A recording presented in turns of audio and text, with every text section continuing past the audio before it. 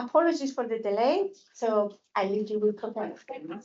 It's lovely to be here. So today I'm going to talk to you about how at the Scottish Learning Disabilities Observatory, at the Scottish Learning Disabilities Observatory, how we're trying to address the health inequalities faced by people with learning disabilities. So I'm the director of the observatory, and I'm the Professor of Health and Neurodevelopmental Conditions at the University of Glasgow. So if you've not heard about us, we were set up in 2015 by the Scottish Government, and this came about because of the Keys to Life strategy in 2013 that said we need an observatory to robustly underpin health improvements and to address the health inequalities in people with learning disabilities. So I'm sure many of you know what learning disability is, but if you don't, what do we mean by that?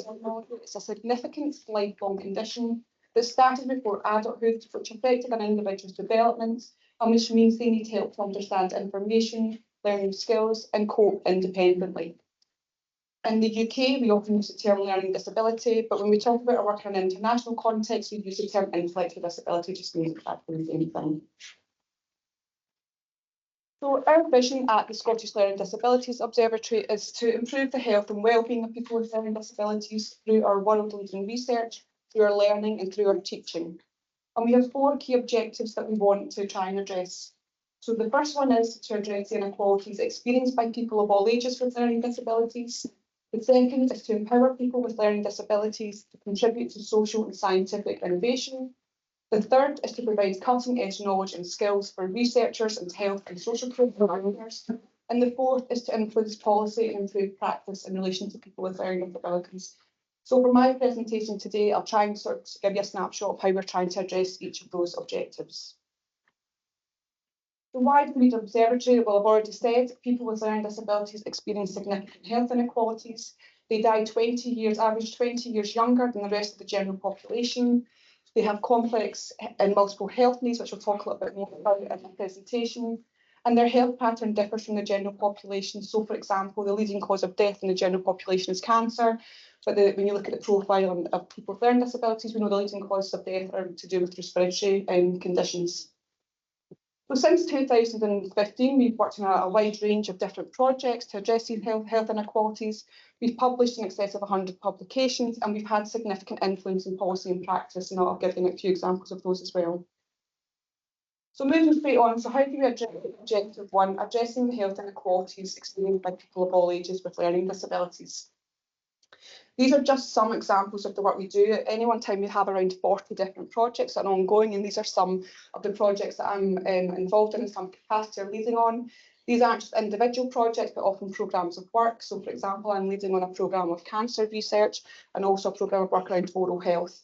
And we use lots of different methods in trying to explore these different issues. So we've talked a lot about big data. That's our primary source in Scotland. We're very fortunate. In 2011, Scotland's census was the first worldwide to include a question to identify if an individual had a learning disability living in the household. And that enabled us to link that to all the different data sets, inpatient data, hospital admissions, prescribing information, etc. So we are very, very fortunate in Scotland that we have this rich data. We also carry out interviews, primary data, systematic reviews, feasibility studies and clinical trials. So a whole bed there. And these are some of our current funders who support the work that we do. So I'm just going to give you a few short examples of some of the kinds of work we do. So one of the first projects I was asked to undertake when I started in 2015 was to look at multimorbidity. Now, we know in the general population that multimorbidity becomes increasingly prevalent over the ages of 50 years. This was a really famous study by Barnes et al. Published in The Lancet. And you can see here in the graph, the dark colours show that after the age of 50, people are starting to experience 4, 5, 6 different disorders, and in their 80s, slightly more. But we suspected that this was not the case for people with intellectual disabilities. And we couldn't find any robust research out there that had sort of really looked at this population and looking at multimorbidity in more depth. And when we're talking about multimorbidity, we're talking about 2 or more conditions in addition to having an intellectual disability.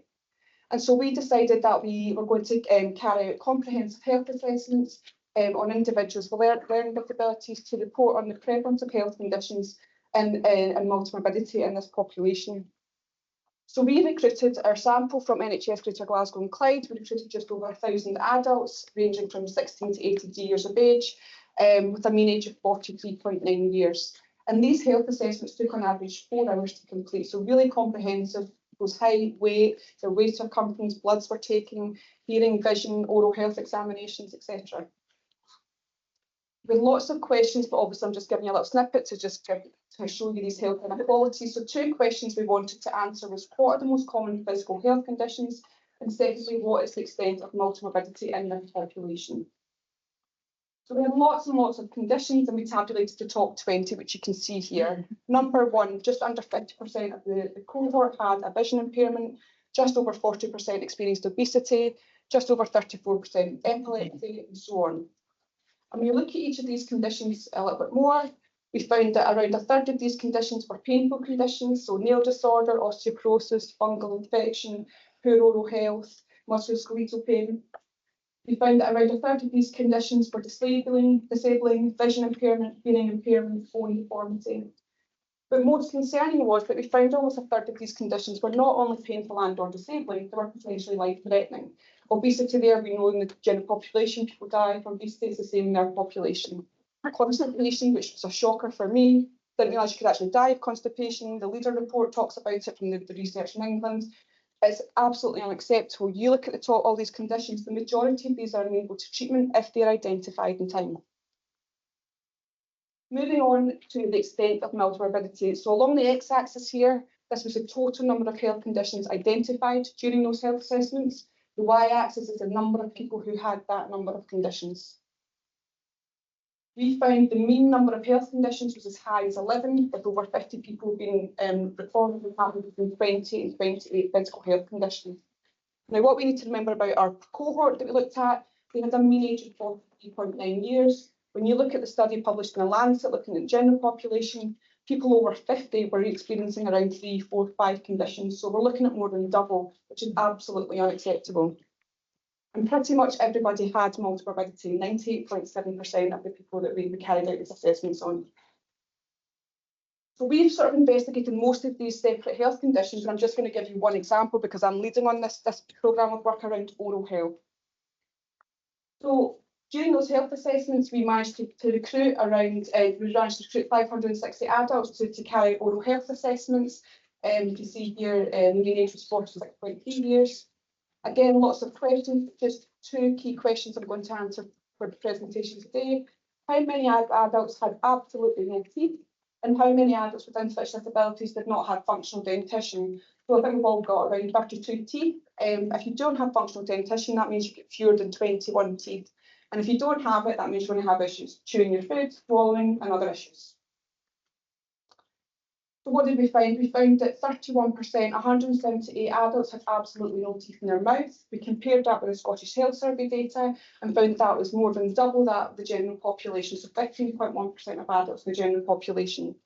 And when we broke that down by age, comparing people with learning disabilities to the general population, we found that people with intellectual disabilities were at least 10 times more likely to have none of their natural teeth compared to their peers. When we looked at functional dentition, 237 adults with intellectual disabilities did not have their functional dentition, so that was 42% of the cohort. Now, we couldn't compare that with the Scottish Health Survey because of the way the data was broken down. But why is functional dentition important? As I've said, if you don't have it, you'll have problems eating, you'll have problems speaking, it'll have impact on your confidence, your smiling, your mental health. And it may contribute to choking, which is emerging as one of the most common causes of death in this population, and we published that work in 2020. Why is oral health important? It's important because it affects overall health. We know from the research there's links between poor oral health and heart disease, diabetes, respiratory ailments, Alzheimer's disease, and oral cancer. So if we can address oral health, we start to improve these other conditions as well. Finally, I'm just going to talk to you about this. I say finally, I've got lots more to come, sorry. So cancer research, so we've just published a fantastic paper looking at cancer incidence and mortality in the whole of the Scottish population. Because there was very little research out there, no robust research for over 20 years. If you're not aware of it, there are 3 cancer screening programmes in the UK, bowel, breast and cervical screening. Our team at Glasgow University carried out research back in 2019 and found that people with intellectual disabilities, there was a much lower uptake of all of those cancer screening programmes compared to the rest of the general population. So just bear that in mind when I'm talking about the findings. So that was the aim of the study. So we looked at just over 17,000 adults in Scottish population and compared that with just over 500,000 adults in the general population. Reporting on cancer incidence and mortality. We only looked up to 2019 because obviously we knew the results skewed later than that because of COVID. There are lots of findings. These are some of the ones I just want to highlight. Females with intellectual disabilities were less likely to be diagnosed with breast cancer, but they were about 3 times more likely to die from breast cancer. For males, they were less likely to be diagnosed with colorectal cancer and hematopoietic cancers, but were 3 times more likely to die compared to the general population. What was really frightening is metastatic cancer of unknown primary origin, for cancer that spread. There was a significantly higher incidence and mortality rates in the population with intellectual disabilities. And that basically demonstrates to us that that's a later presentation of cancer compared to the general population. And we think that's because of a delay to diagnosis. And going back, that's possibly because people are not going for their cancer screening.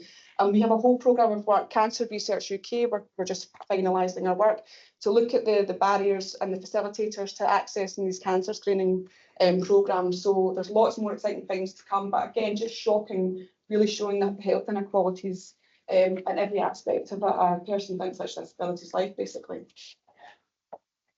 Moving on to objective 2, to empower people with learning disabilities to contribute to scientific innovation. Is there a bit of feedback? Is it?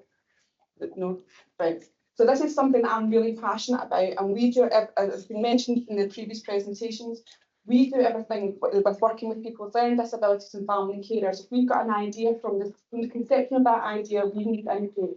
And we have had fantastic response and these fantastic pieces of work that were the idea of people with learning disabilities, a campaign called Valuing the Lives of People with Learning Disabilities, which then led on to this fantastic work called Research for Everyone, which I'm going to show you a very short clip. Hope it works. And it just is this sneak preview. It's getting launched, a longer version of this video is getting launched in 2 weeks. But it did. In 2022, we launched a campaign called This Is Me, Valuing the Lives of People with Learning Disabilities. It came from an idea put forward by people with learning disabilities who told us there needs to be a campaign to help increase awareness and understanding about the health and social inequalities they experience. The campaign shared stories from people with learning disabilities, their family members and supporters. It highlighted the stigma and discrimination they face in everyday life. We reached over 6 million people with information about This Is Me via social media. This Is Me was featured on STV and BBC Scotland News. We won a Public Engagement Award from the University of Glasgow for the campaign. We were invited to present at an international learning disabilities conference in Helsinki. And NHS Education for Scotland have used the films to train thousands of health and social care staff across Scotland about learning disabilities. At the end of 2022, we held a workshop for people with learning disabilities, family members, carers and supporters to discuss changes they want to see. In 2023, we carried out a pilot project to see whether we could make one key change in the way we work as researchers in order to be more inclusive and to help ensure that people with learning disabilities can guide us to produce health information that is informative and easier to understand. Research for Everyone is a new project where we co-created research outputs with people with learning disabilities to make complex health research easier to understand. Working in this way will help us to break down barriers to inclusion, creating opportunities for participation and for people with learning disabilities to lead and inform our work. This Is Me, Valuing the Lives of People with Learning Disabilities is a starting point. There's a long way to go to stamp out stigma and discrimination. But together, with people with learning disabilities, families and carers, and partner organisations, as a collective, we can keep taking steps forward towards change.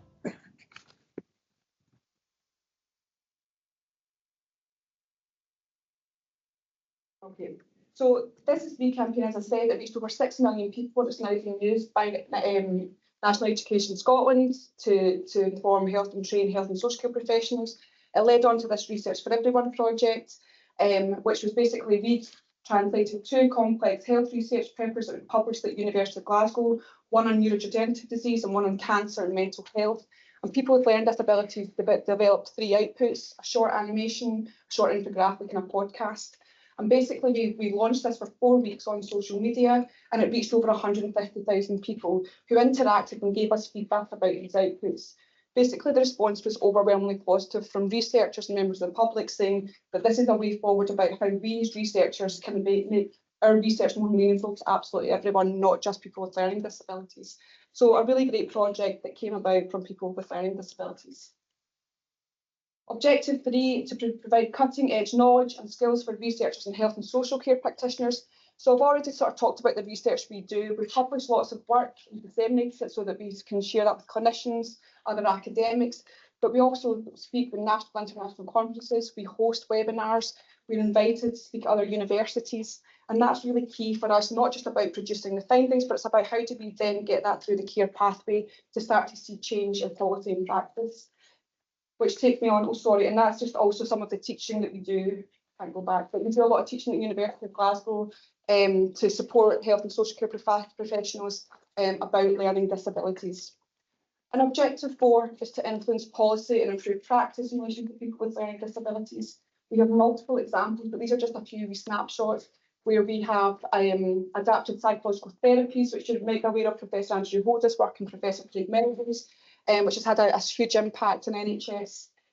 We've also had a direct influence in changing the policy and the priority list of the rollout of the vaccinations, because we did data linkage very quickly and showed that people with learning disabilities were 3 times more likely to die from COVID.